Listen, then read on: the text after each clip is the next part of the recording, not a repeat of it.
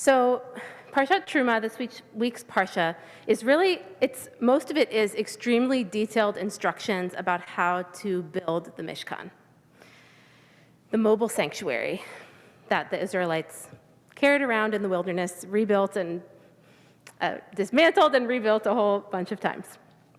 There's a lot of detail about the design, and lots of interior decorating, lots of architecture. And most of it is really kind of about the materials and the color, appearance, and feel. But there are a couple of lines that give instructions. One of them we heard when Linda was laning at the very beginning. They give instructions for how the Mishkan is to be positioned in space, north, south, east, and west, kind of like directionally how it is set up. What goes where. And when I was looking at the centuries of midrash and commentary on these verses, I came to think that these verses actually have a profound lesson for us about connecting with the natural world and the earth and the land that we're on as a human dwelling place. So I'm excited to share some of this, and then we'll see what other folks have to say about it. So the first one of these verses is in Exodus 26:35. We learn that in the Mishkan, the table for where the showbread goes, these loaves of bread, it goes on the north wall. And the lampstand, as it's translated, the menorah, goes on the south wall. So if we were this way is east, so that would be the north wall and the south wall. Both of these items are right outside the parochet, which is the curtain separating the Holy of Holies where the Ark is, which is actually on the west side in the Mishkan and in the temple. So I was reading this year, and I wondered, what does it matter how our sacred spaces are set up? I think it certainly matters what the spaces look like or feel like, those materials, a beautiful ark. Like this one can inspire awe. It can literally be breathtaking, kind of help us slow down for Shabbat. It seems like this verse is suggesting, though, that it's not just the sensory experience that matters, but actually how we're oriented in space. So we learn exactly how the menorah is made, the worked metal, beautiful almond branches as a shape, and then we also learn that every time it is packed up and reassembled, it needs to be put on the south wall. Hiskuni, who's a rabbi who lived in France in the 1200s, explains that this specificity is because light always emanates from the south. The light of the sun always comes from the south, whose orbit proceeds southward after it rises in the morning. The word for south in Hebrew, actually, darom, can be understood to mean height, referring to the fact that in the northern hemisphere, at least, the sun always reaches its greatest height in the southern sky. North, tzafon, means hidden, because the sun never appears in the northern sky. It's always kind of traveling in a slightly southward, at least, path, depending on where you are. This is, of course, the opposite is true in the southern hemisphere, but all of these commentators that we're reading share our location, which is in the northern hemisphere. So we could understand that the placement of the menorah, this sacred life-giving object, is kind of mirroring or paralleling, or maybe even honoring, the way that the light-giving sun is moving through the natural world.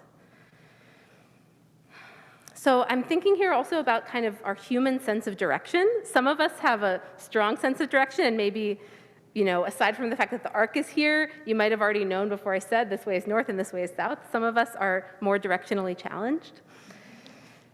In contrast to humans, though, birds have a bodily internal sense of direction. They migrate based on that sense, and at least some species of birds, their bodies literally have a magnetic kind of something in them that allows them to sync themselves with the magnetic field of the earth so that they can migrate.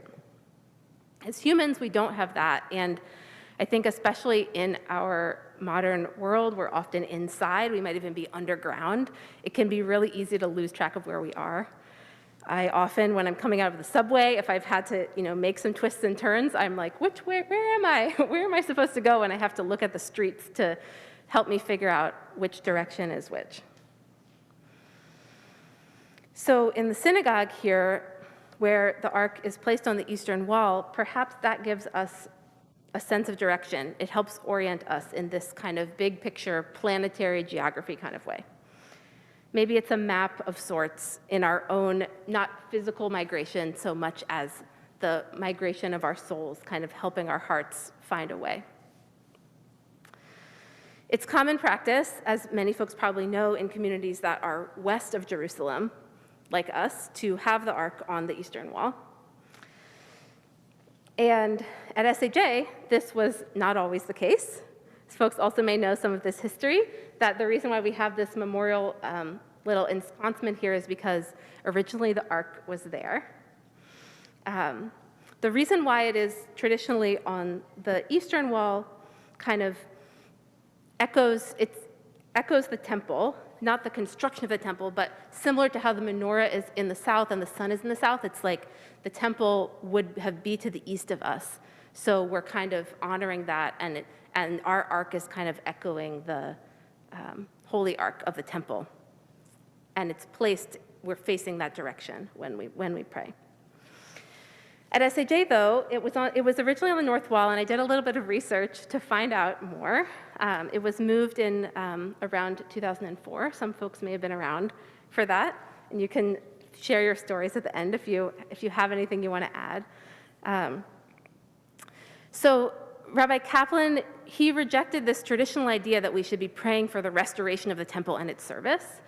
So perhaps it wasn't as important to him to have the ark facing the temple. Maybe putting it on the northern wall was a reminder that we could get to reconstruct Judaism.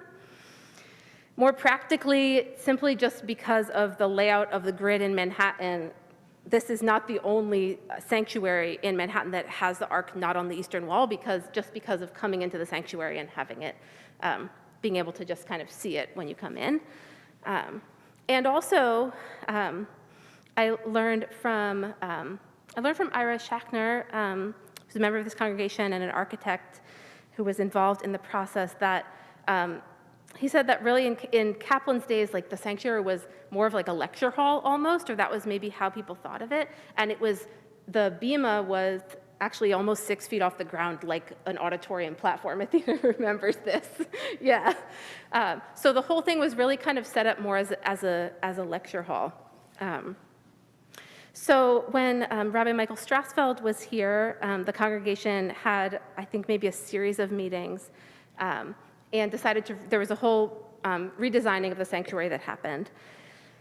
And the ark was moved. And Rabbi Michael told me that it was both so that the ark could be on the east wall as traditional, that people wanted that. It was kind of confusing which way to face and all of that, and also to make the space feel more intimate. So this way, when we're here, everybody kind of can face each other a little bit more, and you're not like 30 rows back from the front of the room when you come in.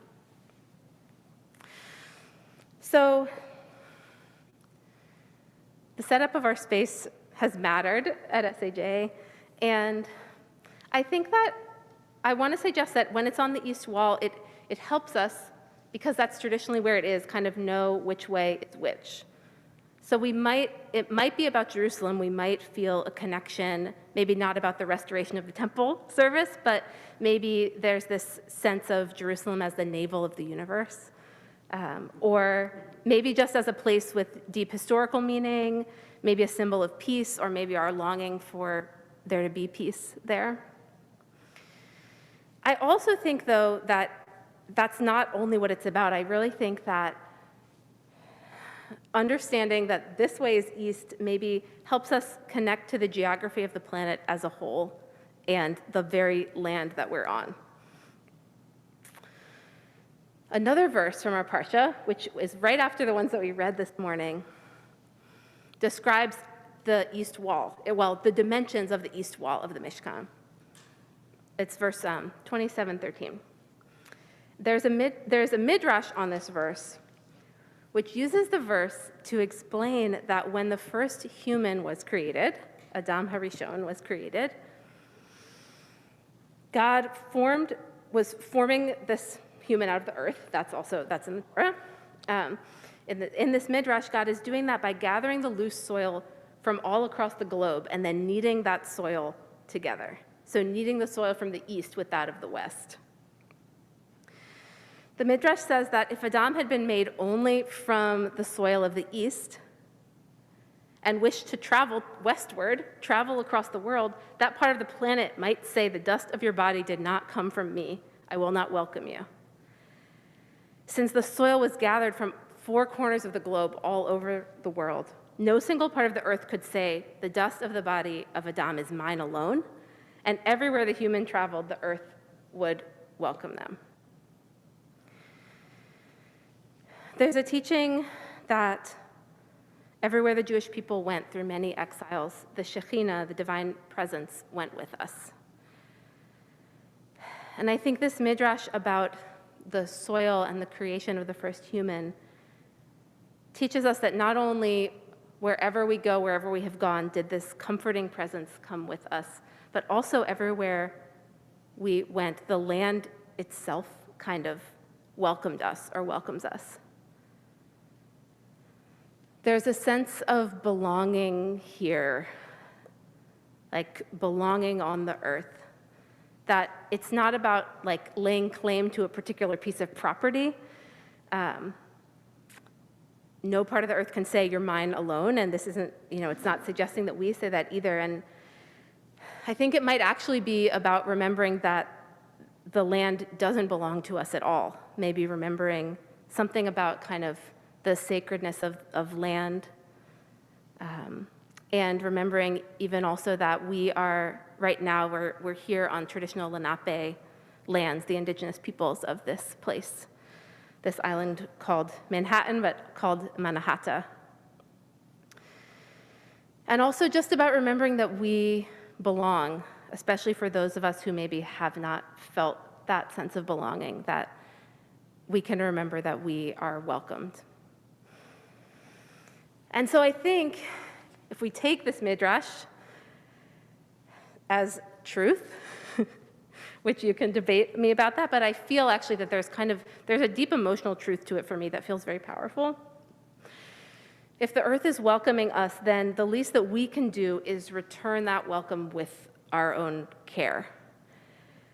So perhaps the setting up of our sanctuaries or the placement of the menorah in the Mishkan, these verses are instructions for how to orient ourselves in relation to the planet so that we can kind of be aware in this like big picture, geographical, planetary sense, like try to remember and connect to the reality that the earth is so much bigger than humans, that the land we're on needs our care. We might remember some of the specific things like, okay, this is the east, the sun is rising. Even though we're inside, we know the sun rises from this direction. The Atlantic Ocean is this way. There's a vast continent behind us.